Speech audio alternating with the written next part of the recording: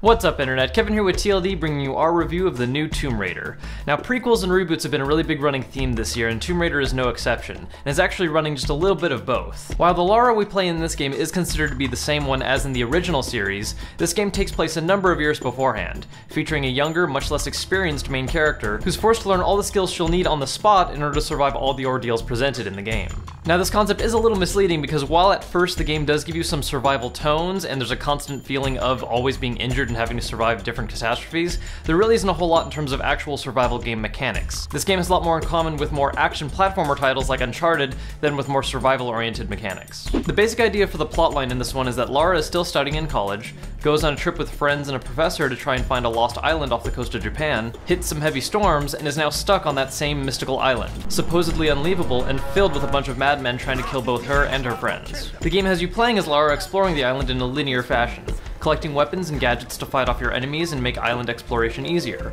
all while avoiding numerous dangers and surprisingly gruesome deaths that really help to turn up the grim tone of your situation. Though Lara does seem to have an odd penchant to shake off injuries that would normally be more permanent, like walking off a bear trap. As you survive challenges and kill enemies, Lara gains experience in salvage that can improve her combat and exploration abilities, as well as upgrade her weapons for more damage, accuracy, less recoil, and occasionally special options like burst fire or zooming.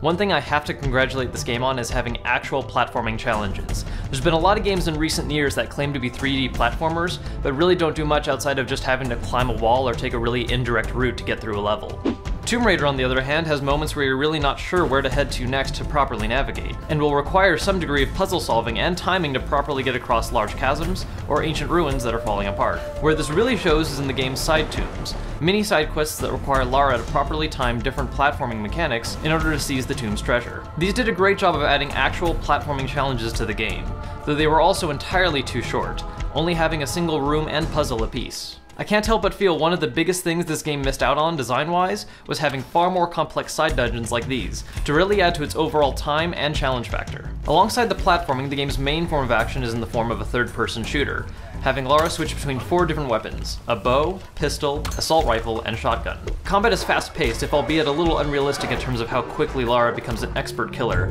and just how many bad guys can be stuck on an island that need killing. Outside of outright gunning enemies down, Lara has a number of other options including stealth attacks, melee strikes, and dodge counters for tougher enemies. One thing that I really liked about the game's combat is just the little details they added to it, especially enemy dialogue, which ranges from giving tactical knowledge to Lara, or just being downright hilarious like cursing in response to you getting your first assault rifle. The campaign is fairly well balanced between both its action and exploration segments, with its only really huge weakness being the fact that it's overall way too short. Even when you attempt to get 100% completion in the game by finding all the little different collectibles and completing all the side tombs, the game still only has about 12 hours max to offer, which isn't terribly short, but it's short enough to make you feel wanting in the end, especially considering the pacing of the game. Now the one huge glaring flaw in this game, and one that is partly responsible for its overall lack of content in the single-player game, is the fact that multiplayer is even a thing in this title.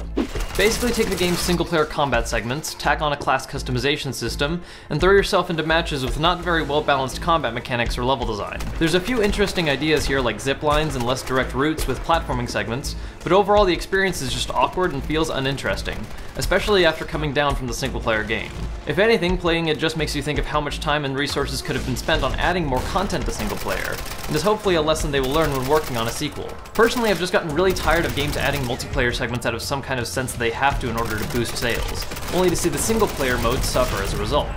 It's happened before, and some series have learned from this mistake already, like Dead Space 3 and Bioshock Infinite, though we've yet to see how Bioshock single-player turns out. Point being, multiplayer should never be added simply because there's a demographic for it, especially in the case of shooters where there are so many out there now that many tacked-on ones feel just unoriginal or uninteresting compared to alternative choices. The problem with adding a tacked-on multiplayer mode aside, the single-player campaign does offer an excellent 3D action platformer, which not only has actual platforming mechanics, but also a solid combat system and an interesting, albeit short, storyline. While multiplayer was completely unnecessary and the game's sense of physics is just a bit off at times, it's not enough to sour the overall experience. And I have to say that while I was a bit skeptical about how much I'd like the game when I first started it, it won me over in the end, and I was hooked the entire time I played the single-player campaign. Well, that's our review of Tomb Raider for the Xbox 360, PS3, and PC. If you guys want to check out the game for yourself, make sure to check out the link in the description for pricing and availability. If you have yet to do so, make sure to subscribe to stay up to date on all of our latest reviews and unboxings, as well as follow me on Twitter at TLD_Kevin. If you enjoyed this video, make sure to like it, as it is the easiest way to help out the channel and is always appreciated. Till next time, I'm Kevin for TLD, and thanks for watching.